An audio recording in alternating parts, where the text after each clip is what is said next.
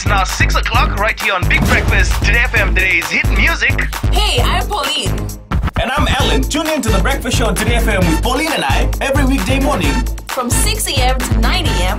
Right here on Today FM, today's hit music. Today FM, today's hit music.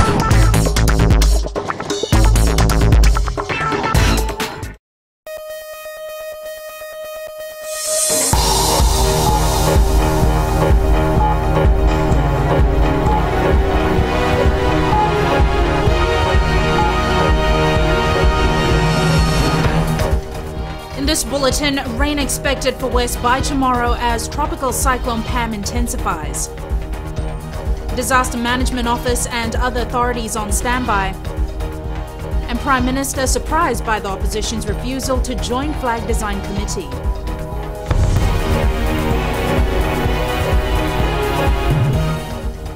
Good evening, I'm Jackie Spate and this is FBC News. The Western Division can expect intense rain by tomorrow as tropical cyclone Pam continues on its southeasterly track. The system near to the centre has sustained winds of up to 90 kilometres per hour and continues to intensify. The Nandi Weather Office expects to begin issuing flash flood warnings in 2 days. These rain bands that are going to be, as it moves towards Fiji, these rain bands are going to be affecting us, and the strong north to northwesterly winds. Gale force winds near the centre of TC-Pam have been upgraded to storm force winds of close to 93 kilometres per hour. Over the next 6 to 18 hours, the tropical cyclone will intensify into a Category 3 cyclone with winds of up to 148 kilometres per hour. In 48 hours, it will hit Category 4. Although with it coming in, we're expecting it to cross the 100 mark threshold, primarily on the western part of the road. It's coming in, though as I stated earlier on, it might not be a sudden downpour of heavy rain, but with the continuous effects that we should be getting over a duration of 24 hours, we should be expecting more than 100 minutes. That is when the relevant alerts and warning are going to come out with regards to the heavy rain. TC-Pam continues to move south and will bring strong north to northeast winds over the Fiji group. Funaki says the Weather Office is likely to issue a flash flood warning as TC-Pam draws closer to the Fiji group. It still poses no direct threat, but the advice remains for people in vulnerable areas to take precautions. Edwin Nand, FBC News. The National Disaster Management Office will continue to monitor Tropical Cyclone Pam as Fiji braces for strong winds and heavy rain from tomorrow. While it continues to work with other ministries and departments, response teams have been activated and preparations are in full force. Akusita Tale has more. Tropical Cyclone Pam is likely to intensify to Category 3 within the next 12 to 24 hours. The National Disaster Management Office has begun collecting reports from all centres around the country. Our role is to step up into full activation. Right now we are still on skeleton, and that one will be on a 24-hour basis with a 3-shift teams. Yeah? With that we will continue to have that until the situation has actually gone down. Whether it's going to take a couple of days or even into a week, the full operation will be done from here. We would also expect at the same time the divisional commissioners, together with the provincial administrators with the district office, their operation centre should also be opening. The Fiji military force has this afternoon deployed hundreds of its officers to be stationed at Vanuatu, Lautoka, Nandi and Suva. They will be on standby to respond to situations at the earliest. In relocating people, assistance in search and rescue, relocation of people in flooded areas, that seems to be the biggest threat that we are expecting now, floods. So that will be where we're focusing on in that form of assistance. The Navy will be on standby with those who can operate boats, boat handlers. They have their own zodiacs to operate, and if this manages to get us other boats, we will be able to operate that for them. The Fiji police say officers in all divisions have been instructed to ensure they have the necessary resources and manpower available to conduct necessary operations. Police say that in the past, lives have been lost as people defy warnings and continue to do things that have been advised against. Please, there's been a lot of incidences in the past with people do not prepare themselves. They wait until when the floods on them and also then they start requesting assistance from officials. Meanwhile, the Education Ministry is also working closely with the NDMO and divisional education officers around the country to determine the necessary actions to take. The MOE have also started to receive situation reports from schools this afternoon. NDMO is calling on people to take heed of the warnings and act accordingly. Our flooded areas in Fiji are well known. Those communities who are actually residing in those areas, they should be making preparation now. Their exit point, if they need to move, we would recommend the movement to be done during daytimes rather than night times. And that is the situation that we have right now. And we are hoping that when we have that in the few days to come, the community will be prepared. The public is being advised to prepare now as flooding of rivers is a possibility in the coming days. Akusita Talei, FBC News. The people of Rotuma have been experiencing strong winds and occasional showers from last night. District Officer Rotuma Nyumaya Masere says the situation isn't drastic. However, he says all government officials on Rotuma, including 50 military personnel, are on standby should the situation worsen. In Rotuma, there's cloudy periods over the island. And from yesterday, we've been experiencing occasional showers. And that is the changes in weather. Masere says they're advising islanders to stay alert and prepare for Cyclone Pam. Only heads of departments at the Ahau government station are currently manning their posts while all non-essential staff have been sent home. Prime Minister Vurenge Bainimarama says he's surprised the opposition has refused to be part of the committee overseeing the change of the Fiji flag. Bainimarama had earlier announced he would be inviting the opposition to be part of the process. Savaira Tambua has more.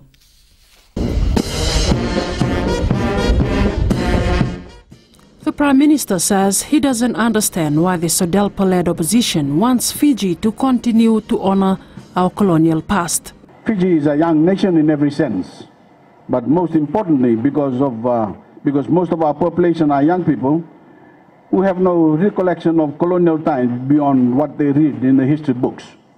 They deserve to honor symbols we can all relate to as Fijians, genuinely, authentically and proudly Fijian. The government wrote to the opposition last week inviting 2 nominees to join the committee. However, SODELPA has no interest in the matter. Party leader and opposition leader Rotemu Mukepa says the decision has come entirely out of the blue.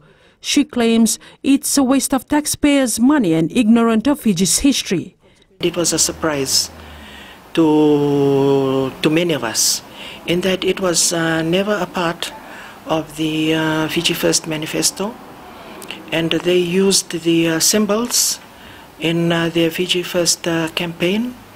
And 6 months later, for them to state that they want the Fiji flag changed, from them having used it very prominently in the Fiji First campaign, and I'm sure it won for them many votes because of the symbols on that Fiji flag, which they used as part of their logo. Submissions for the new flag are now open, and the committee will consider the feedback before a final selection is taken to Cabinet and then to Parliament in July. Savaira Tambua, FBC News. The Parliamentary Committee on Natural Resources has heard of discrepancies in levies imposed in various fishing grounds. Several fishermen made their submissions to the committee in Suva today. Chanel Sivan with the details. Divisional Commissioner Eastern Lukemore Valu has raised a number of challenges before the Natural Resources Committee today. He says the high cost of keeping a boat in the maritime areas is affecting the livelihood of the grassroots people. For the people to continue their livelihoods, the regulations and the laws for these small traditional boats that are used for our daily livelihood should be put in such a way that suits our local communities. To provide the strict criteria, this will provide a difficult life for our rural maritime communities. The livelihood of the people in the Eastern Division is mostly derived from fishing. and the levies by the Maritime Safety Authority of Fiji is a major burden. People in the remote rural islands do not have plans to come to Suva and obtain a license. Since MSF is a new organization within the government, it should have time to go out in the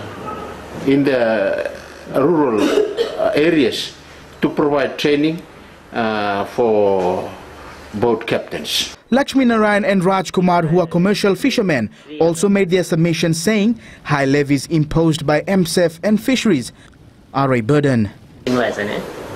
Fishing license, we have to pay 3,000 every year.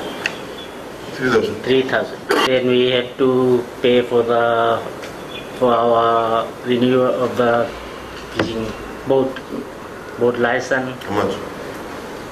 The first year we pay $370. Then the next year we pay $270. 1 year. Yeah. 1 year. The committee is headed by Assistant Minister for Agriculture and Natural Disaster Management, Choeli Dawaki.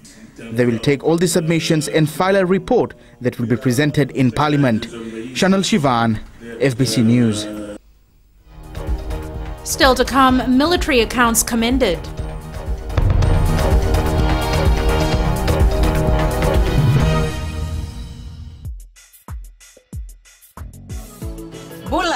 Bula FM number 2 na serena iwan siningaw na ni Batara ni Sibiti ko weekend na diwa en na tini na miniti na may pakuriti ora beng grabe na nang nongo kanda na dapat ko ani na kaloko en ay kamen din debo ni na tay bali ni may dapat ko na wani matakabo kan lib sarti ko na biser talio ni na maka do batat ko may kinen na kenan daw ro di kanamaki Bula binaka ayo salamilawa do batat ko yawan na Batara na wani dio na kaloko moni tiki na barumbuka en ang Bula FM number 2 en na serena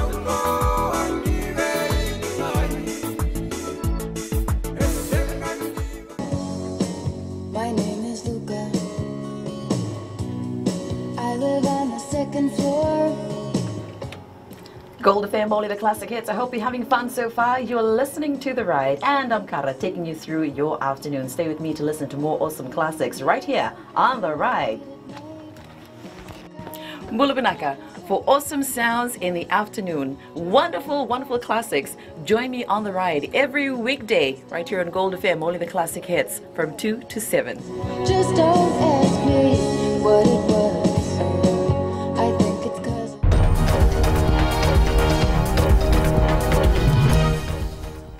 The Fiji Independent Commission Against Corruption says it will not comment on whether it will investigate cases of alleged corruption and abuse of funds highlighted in the Auditor General's reports that have been tabled in Parliament. FICAC spokesperson Nandini Vandana says they will wait for the directions from the Public Accounts Committee. She says it's the prerogative of the committee if they wish to refer matters to FICAC. FICAC confirms it has not received any referrals from the PAC. Vandana says FICAC will only comment if it receives anything from the PAC. The Public Accounts Committee has commended the Fiji military for keeping comprehensive and thorough accounts. RFMF Commander Brigadier General appeared before the PAC this morning. Ellen Stahls reports. The RFMF took questions relating to the 2008 Auditor General's report, but Public Accounts Committee Chair Professor Biman Prasad was all praises of the military's bookkeeping. The 2008 Auditor General highlighted various extravagant spending by the RFMF, which wasn't denied by Military Commander Mosese Tikoitonga, who admits there were several incidences of missing receipts and over-expenditure. We've accounted for all the funds given to us, even though there may be some over-expenditures in some area, and in some areas we diverted from the financial regulations. But since 2008-2009, we've continuously made improvements with our system. Professor Biman Prasad commended the RFMF for their efforts to update the committee on its affairs over the years. Brigadier General Tikoitonga says the RFMF was pleased to help where they can. We support what Parliament is doing. We support the audit committee in trying to look back at all the reports.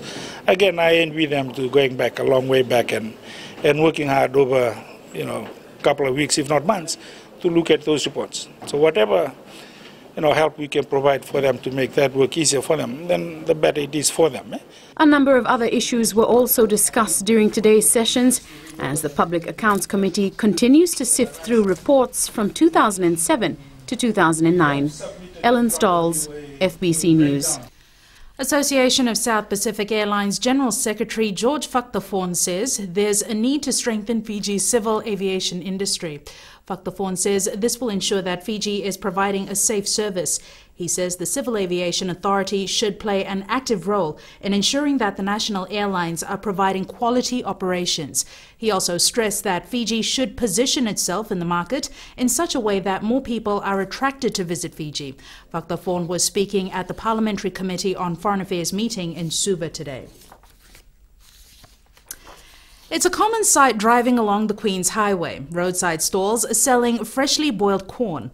Eleanor Turangaiviu reports hot corn sales at Vatukarasa village in Nandronga are giving villagers much needed income.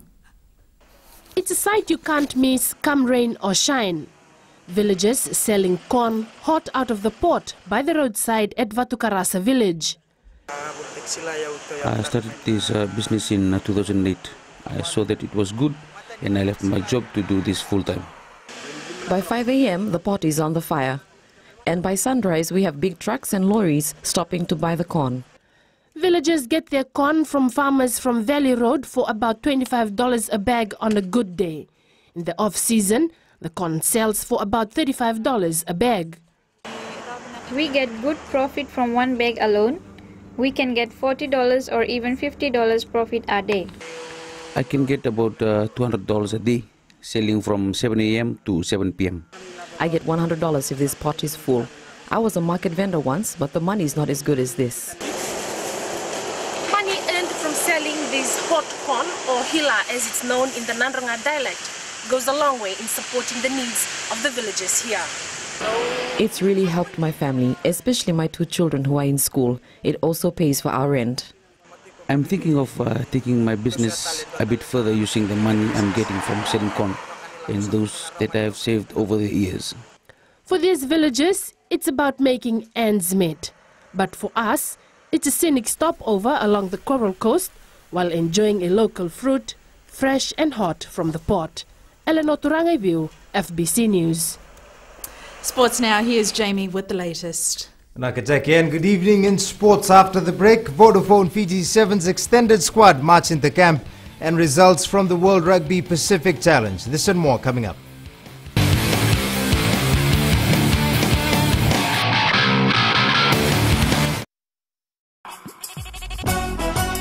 छू छू छू हे हे नमस्ते Fiji, आपके हर एक problem की दवा लेकर मैं आ गई हूँ 9 से 12 बजे तक आपकी सहेली Renu.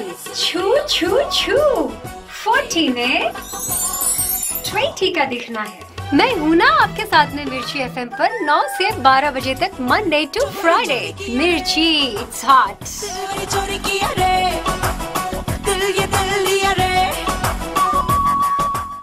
Ni sa bulu bina kana turna na kini marama ni bulu bina kana dor bo kini mone lewa ni sa bulu bina kana mone en do talem no ngana ni wawe katalau en mataka nei nai en vindelana mai nei tasiri no bulu maleka go ni milote nai sorta boa en lomo ni vonua mai sanganga eu bulu go Samuel Samli na no ngana ni wawe katalau en radio Fijuan nandomo evitina vonga ni venu mai no kini diwa en bi mataka moni tikina pagruka ni kai namaka.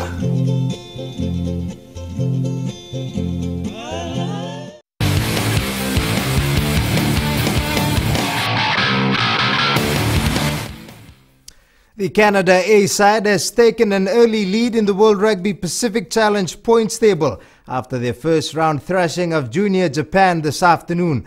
The Canadians crossed Japan's try line 9 times for a 69-17 scoreline at full time. Featuring a host of national reps in the World 7 Series, Canada dominated Japan from the opening whistle. Japan could only manage 2 tries, a penalty goal and a conversion. Meanwhile, Samoa A defeated Tonga A 30-28, while the match between the Telecom Fiji Warriors and Argentina Panthers is still underway. The Vodafone Fiji Sevens extended squad marched into camp this morning to prepare for the Hong Kong and Tokyo tournaments.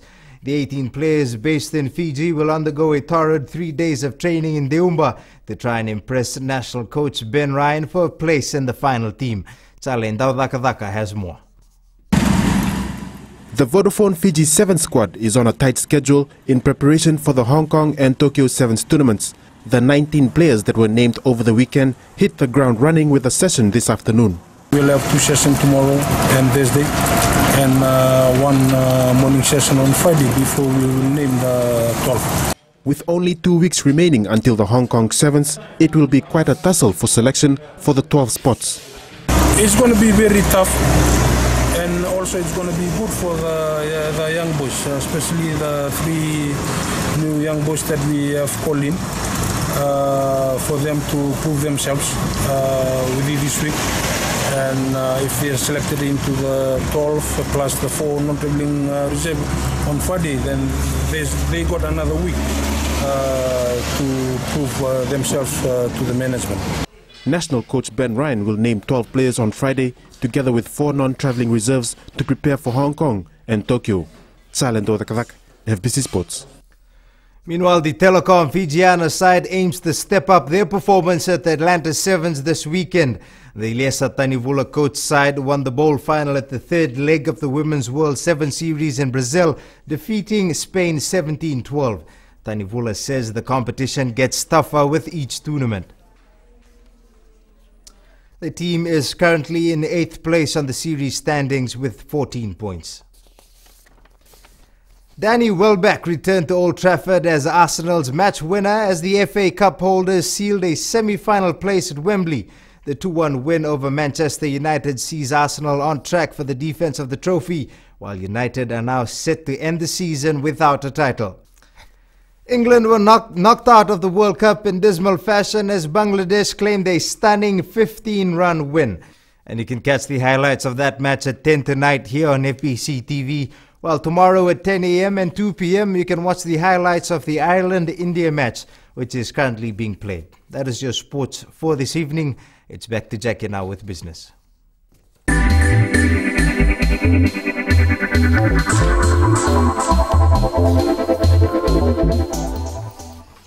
A multi-million-dollar shopping complex is under construction in Lambasa. The new complexes, belonging to businessman Bashir Khan, adds a new dimension to Lambasa's otherwise stagnant economy. Ritika Pratap reports. This triple-story shopping mall will give a much-needed boost to the economy of Lambasa town.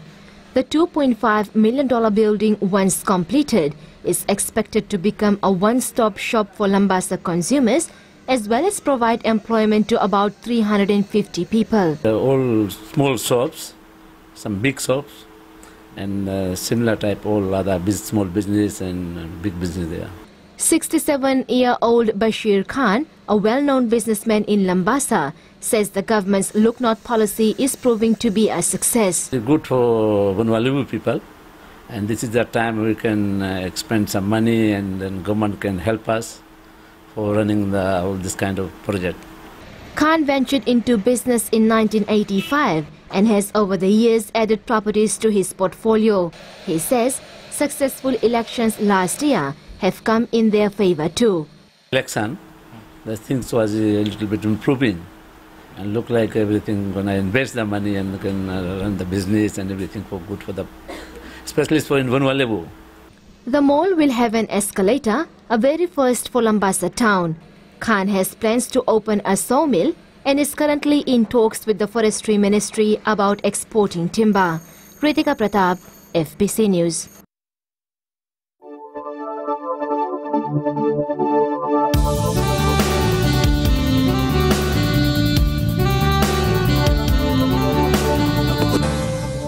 Fine weather prevailed over most parts of the country today.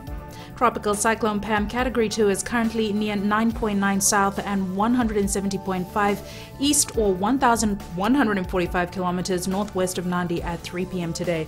It's moving southeast at 9 kilometers per hour. Associated cloud and rain affects the Solomons, Nauru, Western Kiribati, Tuvalu, Rotuma, Tokelau and Northern Hawks. Maximum temperatures range from 32 to 34 degrees today. Lambasa and Suva hit 32. It was slightly hotter in Ba and Nadi with 34 degrees. Cloudy periods with some showers over the interior and eastern parts of the larger islands. Elsewhere, fine apart from afternoon or evening showers with isolated thunderstorms. Rain and thunderstorms developing tomorrow night. Isolated heavy falls expected. And the further outlook is rain and thunderstorms over most parts of the group. Northwest winds expected to increase with average speeds of 45 kilometers per hour, gusting to 65 kilometers per hour over most places. And the main points again, the Western Division can expect intense rain by tomorrow as Tropical Cyclone Pam continues on its southeasterly track. The National Disaster Management Office will continue to monitor the weather situation and is urging residents to prepare themselves. And all government officials on Rotuma, including 50 military personnel, are on standby should the situation worsen. This week we're asking, in our poll segment, should Piothawai play for Fiji in the Hong Kong Sevens? Visit our FBC website to take part. Remember, you can send us newsworthy pictures and videos on email citizenseyes@fbc.com.fj or share it with us via Facebook page FBC News. And if you're on Twitter, follow and tweet us your news tips at FBC_news or simply hashtag FBC News. And that's our bulletin today. Join the team again at the same time tomorrow. Nimo Damanda.